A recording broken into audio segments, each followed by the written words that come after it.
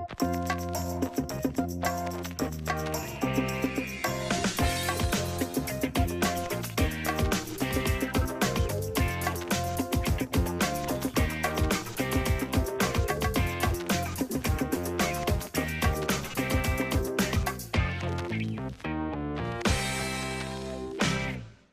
want to introduce to you today and welcome our speaker. She's been turning the adult industry on its head. She's an entrepreneur around town doing some very creative things with how she approaches her business. She has a shop down the street on Telegraph called Fillmore 510.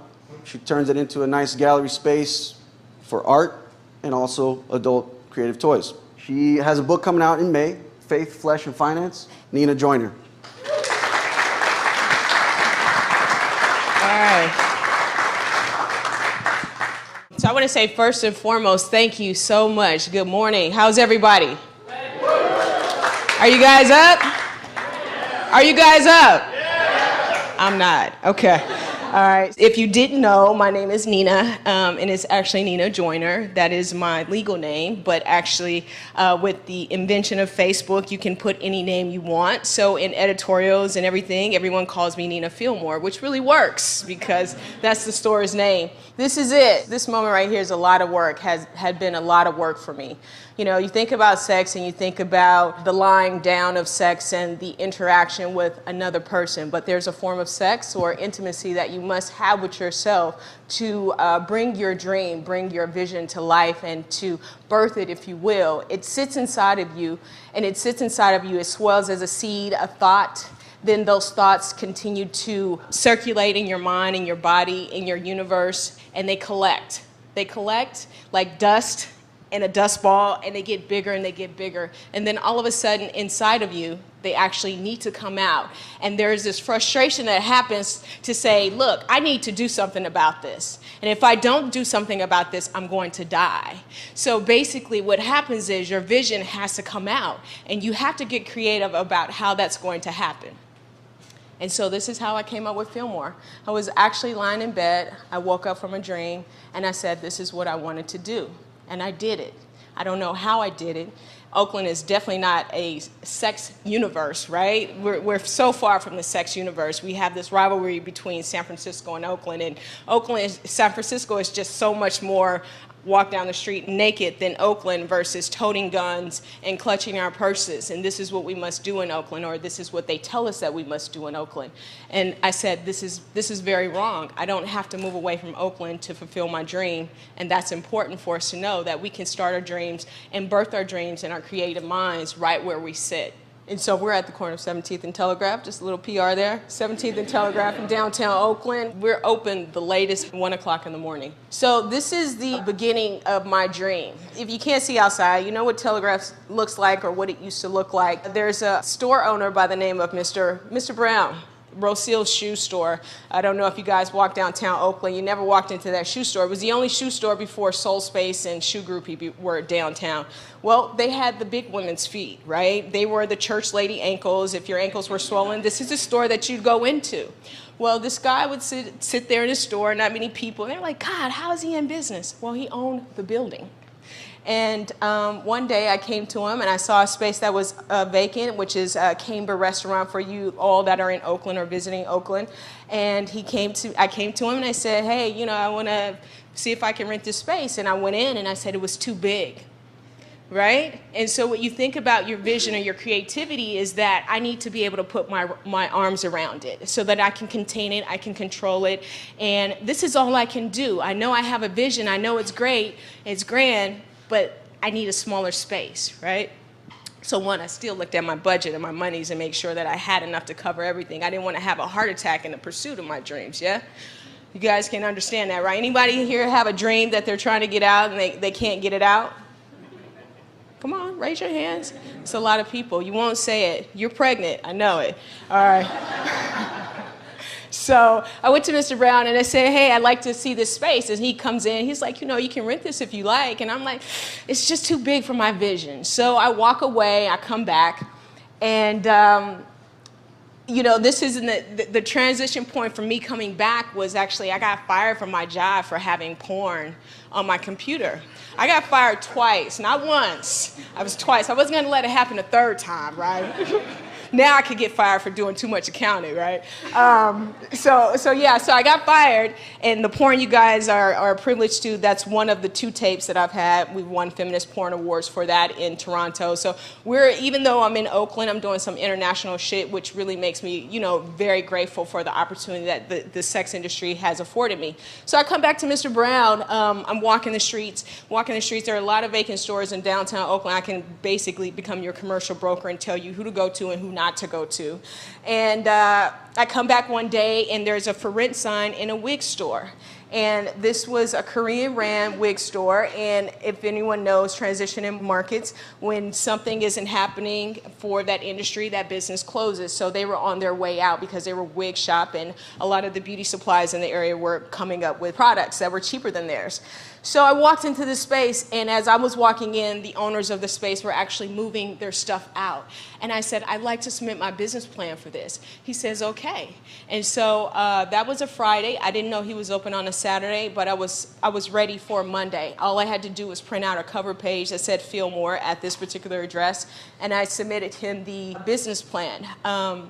Basically, I had worked my business plan for about 2 years, piecing it together and getting and networking with the right people. Because I am in the sex industry, I could not get a loan, so I had to be creative and say, okay, well, just because you're saying no, your no's are never no. They're really no, not right now, or no, I don't know what you're talking about, or no, I can't do it, but maybe someone else can. So really kind of investigate the no's that you have, and it's always never a no, stop. It's basically, I need to stretch and increase my resistance to be able to get over to the next spot and decide exactly what's going to propel me towards my dream. Because this is saying something. Statistics are nothing more than markers. There's something for you to jump over, and they're never something to stop you, and that's very important. I know that you're wanting to get to the sex part, but that's not what I do. One of the taglines for the store, it's more than just sex. Sex won't keep you somewhere. Sex is only a byproduct of the actions that you do that lead up to that moment, to that intense moment that you share with a person that basically lasts for some people, it was back there, right? So you got to do more then, right? You got to bring the flowers. You have to say, hi, honey. You have to write the notes. You have to write on, I'm giving you guys some pointers here. You got to write on the mirror when they're getting out the shower because the fog is going to relieve the lettering. You have to wash the car. You have to make the bed. Those kind of things. Bring in a flower. Tearing a flower off someone else's bush and bringing it in. Even though you stay in an apartment, right? So it's very important to know that the lead up, just like in love, in life, and sex, is also the same lead up that you're going to have in business and with your vision as well. So I came into this space and I was like, what the hell do I do, right? What do I do? And it was great because as you're building something, as you're building a relationship, as you're having this sex with yourself, as you're having this intimacy with another person, all you're doing is basically getting it out. You're creating something, and you're saying, okay, I don't know what it really looks like. I know you're in those relationships and you're like, is this really gonna work out? But it can work out. You just have to be able to maneuver and believe and envision something much greater than what you see. Yes, she's 5 foot tall and you want her to be 6. That might not happen, but if you get her a stool, everything works out, right? Okay. So we made this space into Fillmore 510. This is my first store. I'm actually working on my second store because I believe the vision is big enough. Even though the original space that I saw wasn't big enough, the only thing that wasn't big enough was my understanding around creativity. Your vision is always grander than you expect. It's just your level of understanding about creativity that really pushes you to either fail. I don't have enough. Sex, you're saying I'm too small. I don't know, whatever your small is, but I may be too small, or I'm the wrong color, or I'm the wrong gender, or my sexual expression is so much different than theirs. But what you're doing is you're saying it's okay that you're different. It's okay that my vision is different. The creativity is bigger than the space, always. It's always going to be that way. And you have to embrace the process. The process is the goal. At first I was like, okay, I want to get in this business. I want to make millions, right? My grandmother had her grocery store business. I came out of the grocery store family when I was birthed into this world. My grandparents never worked for anybody, right? My parents never worked for anybody. So I'm really an entrepreneur by spirit. Even now, my cousins, they don't work for anyone. They got educations, but we don't work for anyone. Our plan B in our family is education. Working for yourself is plan A. And so it's basically to, I got off track there, but you got where I'm going. Your vision is basically bigger than, your creativity has to be bigger than your vision, and sometimes that doesn't happen. And you have to do different things to fail. And for me, it was, okay, how can I take the money that I have, I just got fired, and how I'm gonna take this place and transform it into something beautiful. I mean, you're sitting in a beautiful space right now, but how can I do that? I've never seen that done, so how can I do that? And so I took what I learned in my grandmother's stores. We didn't have a POS system, so we did things by hand, right? And so as you come into our space right now, you won't hear cash register. You know, this is pre-Square, before Square got really popular with small businesses. So everything is very silent on the transaction. There's more involved in the transaction, but it keeps it quiet. So not saying I don't have $3,000 or $4,000, you know, I can't come up creatively with $3,000 or $4,000 and I can't get a POS system, so I can't open. Right? What you need to say is, oh, I'm going to still open. At the point of me opening, I still needed a little bit of money. The city of Oakland, I'll say your name loud, was supposed to give me grant monies. And when they said, because I'm a sex business, we don't want to give you that because we basically don't want to be on the cover of New York Times. I had to find the money. I had to find the money. You gotta imagine going to your vision and saying 80% of your vision, am I gonna go back? It takes me 80% to go backwards. There's 20% that needs to be met. I had to find the way to meet that, and that's where creativity came in. So I'm in this space.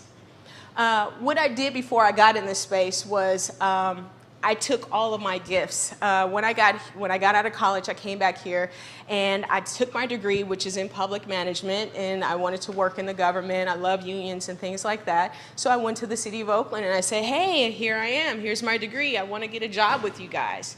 They were like, oh yeah, we're not hiring. I was like, what do you mean you're not hiring? I'm a civil servant. I want to help the city. I want to, you know, move it forward. Why can't I get a job? You know, I'll do whatever. Didn't happen that way. And so I started working with my family in the film business, and I didn't get paid. I'll just put that on record. I never got paid, but my video resume is very extensive, dating back to like HGTV. I worked for the NBA a lot. I've done things for Oprah, CNN. Just got off of Inside Edition a couple days ago on a story. So I have a hidden talent, and that's where your creativity comes in, getting those hidden talents. And so I was a photographer. I still am, but I was taking my photography and my lewd ideas. Some of these aren't all mine. Trust me, the sexual ones aren't mine. Mine are more just suggestive and around sexuality and faith, and just basically allowing your mind to race to wherever it wants to be. And I just used that and I said, well, what can I do? Let me throw this image on a postcard. And I actually sold out of those postcards, right? And I also collaborated with other people to bring in postcards. I don't know if we got the video, but there's a video that we'll post later, and it's I got fired, and I was like, well, how am I going to make my mortgage? Because I owned a couple properties in Oakland at that time, and I came up with this idea to do Sugar in the Raw, an erotic photography movement, and that basically was a collection of, since the market was tanking, we go into spaces that we could rent, and we select all of these artists to come in, and we've done that twice, and I have great references for those. We had great art parties. People thought they were just walking into sex. It was just basically really good, fine art. It really was.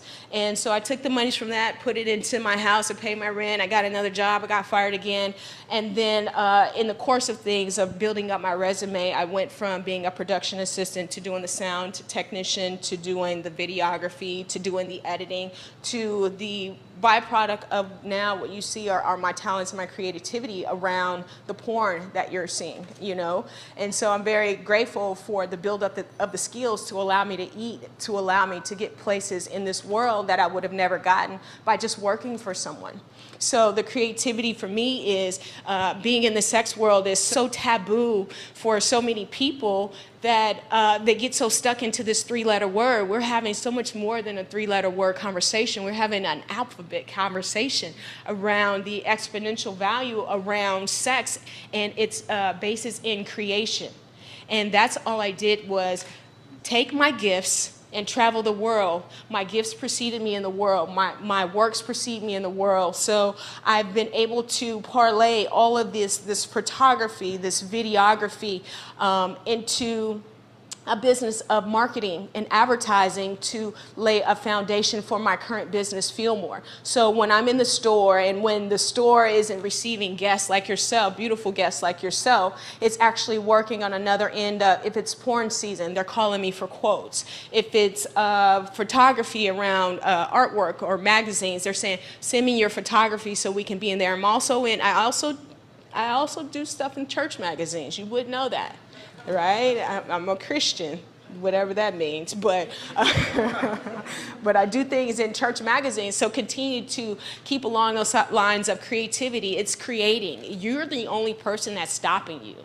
You're the only person that's stopping you. No one's saying stop, halt, don't go, your vision is too big. You're the only person that's setting up this fear roadblock that's telling you that you can or you cannot, right? Fear is not, it's a threat of fear. It's not fear. It's a threat of fear. It's a shadow. Fear does not exist. It exists as a byproduct of success because you're too afraid that you're going to do too well sometimes. And I think that a part of me has always looked back at what has happened to my family on their mistakes around fear and kind of collected that information for myself and stopped myself and saying, no, that you're good enough, you're greater than. So this is just a circumstance. How can you be creative? One of my earliest examples of creativity was when my grandmother actually lost her business. In 1982, she was clocking over $600,000 for a grocery store on the west side of Las Vegas. We didn't even have fresh produce. Put it like this, we were selling Brillo pads because it was a crack era. We were selling 40 ounces because we didn't have any liquor stores in the area. And we were doing fried chicken because we didn't have any hot foods in our neighborhood. And so this is how we made our money. This is how my grandmother was able to put all of her kids and all of her grandkids through private school. And so there was someone who moved in across the street who saw the needs of the community. And they said, hey, you're not doing this, and so this is what we're going to do. And then from there, she lost her creative edge, or because you're the only dog and pony in town, you don't have to be creative. You don't have to listen to your customers. You're like, oh, well, you need me more than I need you. And so this business comes in and our business closes. One day I'm in private school. The next day she says you're going to public school. One day I have horses for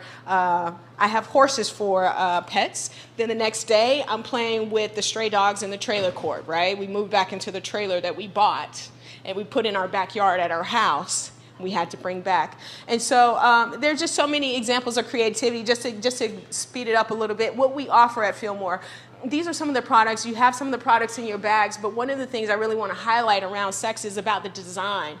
These are individuals. If you don't know it, a lot of the technology around the sex toys is actually coming from the Silicon Valley. A lot of people are going to design school and creating these products that will allow you to use however you want to, and sometimes they want you to use them to pleasure your body, or you're buying them specifically in certain stores, but they're a motor. This would be like a Harley Davidson without a shell, right? You can still get off on it. You might not be able to afford the Harley, but you can afford the one for $100, right? So we sell all of these things in Fillmore. How I think about sex is really around like a Kama Sutra, right? We have a lot of people coming into the store and saying, hey, do you have that Kama Sutra book? And when they're coming in for that, what they're really telling me is their sex is horrible, right? No one comes in for Kama Sutra unless your sex is horrible. So your sex is horrible, and essentially what that is saying is you're looking for a creative way, instead of going from the missionary, to do something different that will enhance your sex life. Kama Sutra for me is, just to give you a background, Kama Sutra is really just not about sex. What it is, it's a formula, it's a book that tells you, it's a lead up, it's how to interact with someone, things that you should do in a relationship, things that will keep you attractive in a relationship. So as I said, the tagline for the store is more than just sex. Kama Sutra is more than just sex. It's about the things that you're doing outside to lead up to the sex. And this is important. This was a temple that was built over 500 years. And this particular community wanted to make sure that they touched on everything, including sex. And some of the chocolates that you receive today is based on a lot of depictions here in this temple. And as you can see, there may be not many things that are replicated. So that's the creativity. It's not the sexual position that you're to pay attention to. It's really the idea behind the person who created that, and say, wow, they've tried every angle. This is what they did with their tools. This is how they came up with something that was so crazy. You're like, well, how did she do that, right? Some of these things, I'm like, I can't, I'm 40. I don't look it, but I'm like, my back really hurts right now, right? And I'm just walking. So I don't know how they could do this, but it's very, you can see if it's the forest for the trees. The trees look like this on the lower right-hand corner, but look at the forest. From far back, you can't tell what it is. And so this is the vision. This is the vision I came up with. I was working with a designer, and a lot of this work I did myself. If I did the second store, I'll actually do it myself because I do understand. This is what we came up with. This is how I don't sell sex products, right? Because people think it's too beautiful to be a sex store.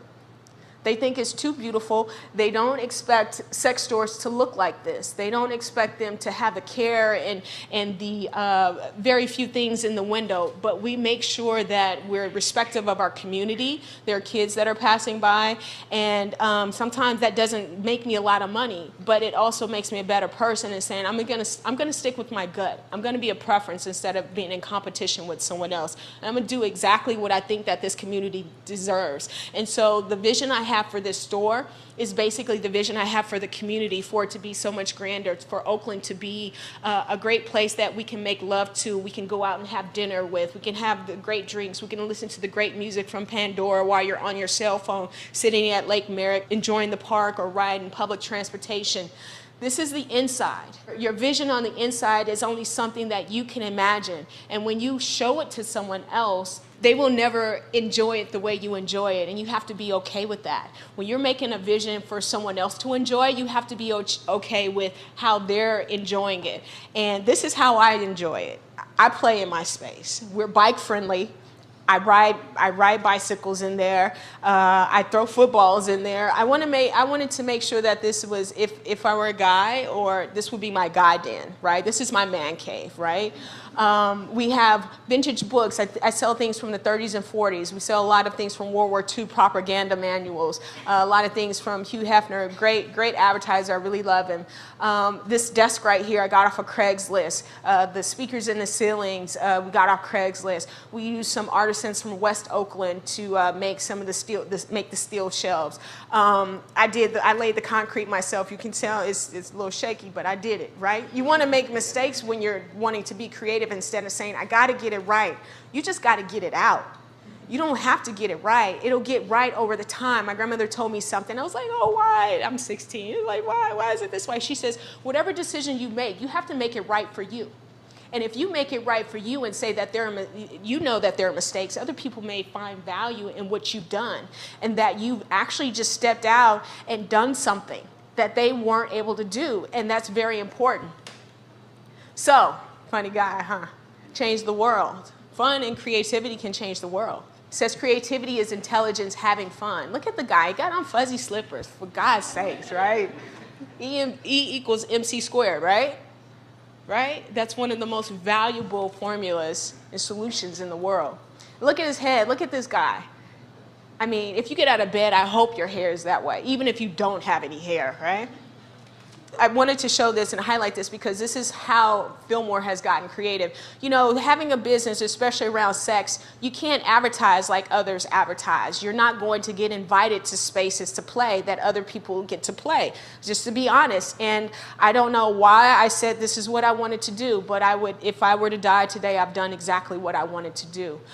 We've taken opportunities. I don't know where I come up with this crap and this shit. I don't know, but I'm very grateful and blessed for the opportunity. Someone came in with some wine one day, and our stickers that we had fit perfectly. We left them up on the desk just as for show. People said, hey, where's your vineyard? Can I buy this wine? So I'm looking for someone to help me, you know, build this brand into a wine. Up in the top right corner is a band. We'll have a lot of people that are coming by in downtown because we're all around a lot of music venues. And so I say, hey, who are you with? Are you with the band? Yeah, we're with the band. Can I take a picture with you guys? Click, click. I've taken over with 60 band members. I get into all the concerts free. I just hung out with The Knife. I never heard their music, but I love them now.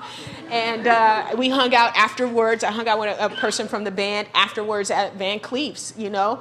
I was walking down the street. I see Malcolm Gladwell, one of his famous books for me as a small business owner is The Tipping Point, because I'm always looking for how can I get this shit to tip to where I can get every person in this room, if you will, to come in one day and spend $100 with me, right? And I was walking down the street and I was like, hey, you're Malcolm Gladwell. He says, yes, I think I am, right? And so I saw him, and on the far right sign is Dana King. Anybody know Dana King? Okay, well, she's been on the news, and she's also running for district person in Oakland. And it's also basically taking opportunities where there are none. For example, when I was shooting my porn, it was so interesting because I was getting so many people that said, hey, I want to do porn, but then we're in relationships and like, well, I don't think my girlfriend or my boyfriend would really want me to do porn. So if you had a girlfriend or boyfriend, you weren't working in my porn because I wasn't having that conversation. But I had met so many people because they just wanted to find out about porn. So what I did was I took the few and I stuck with the many, and I documented those conversations, and I turned that into documentary work. So you have to find something that works. And so Dana King comes by because someone wants her to meet me. I want to meet her as well. She's a gorgeous person, not just physically, but just intellectually, right? And so she's running, I didn't know at the time, but now she's running for district person, very famous. So it's like taking those opportunities in your business and your life to look at things in a creative fashion that say, how can I do this? What can come out of this? And just trying something. You never know. It's like taking a photo of someone right now in our front row. In 2 years, she may be running for president of the United States. Start now. Don't start when someone's famous. Start now. The creativity starts now. Another point on creativity is also for me to partner with businesses in my area. There are a lot of rock stars in Oakland. There are a lot of rock stars globally, but definitely you want to make sure that you look in your community. And one of the things that we're launching right now is a bike delivery service in Oakland. Why in Oakland? Because I really believe in Oakland. I did not want to move away from Oakland to do this shit. This shit could be done right here where you are. Oakland is a safe city. It's what you say about it, just like your words have power over you. They also have power over the city. And we're working with Pedal Express, which is a co-op that has been in business for 20 years, to do delivery where we're doing free giveaways in the month of May, which is National Bike Month. But it's also National Masturbation Month. But since I don't do that much, I find that, you know, it's not just about sex and meeting people in a sex community, but it's taking sex to other people in different communities. And this is one of the ways that I get to do that, and I get to talk about, I'm not just sex. So, you know, tell those people who didn't come that they missed out, because this is about expanding your mind, expanding it beyond the 3-letter words, and just feeling more. You know, I came up with this name. I was doing some video work in Cisco. We were doing a teleconference with Yao Ming in the NBA to the director of marketing at Cisco, and we're sitting there at these telepresence rooms, and they all are named after streets in San Francisco. I said, I'm so tired of this shit, right? I'm so tired. Everywhere I go, there's a Divisadero, there's a Hate Street, and I'm in Pennsylvania. Where the hell do y'all get this shit from, right? So, and my uncle's like, we're getting paid. Don't worry about it. Just chill out. Have patience, right? We're sitting there 3 hours, and I'm like, all right. I'm sitting with sound equipment. It's very heavy, and we're sitting at a room that says Fillmore. Fillmore. And I sat there, and you know, you've been in that moment where you said, I'm not going to tell anybody this. This is my secret, but you go and tell somebody, right? Well, this is the one time that I said I wasn't going to tell anyone. I didn't tell anyone until I trademarked it. And this is my name. I wanted something that you can wear with your kids, you can wear with your parents, men can wear it. It doesn't have some funny kind of pink name on it, but this means more to me than just sex. It means that I can do so much more if I'm able to be that whole and complete person. I can deliver so much more creativity to the world. I can deliver so much more creativity to my family, my lover, my community, and the world. And thank you.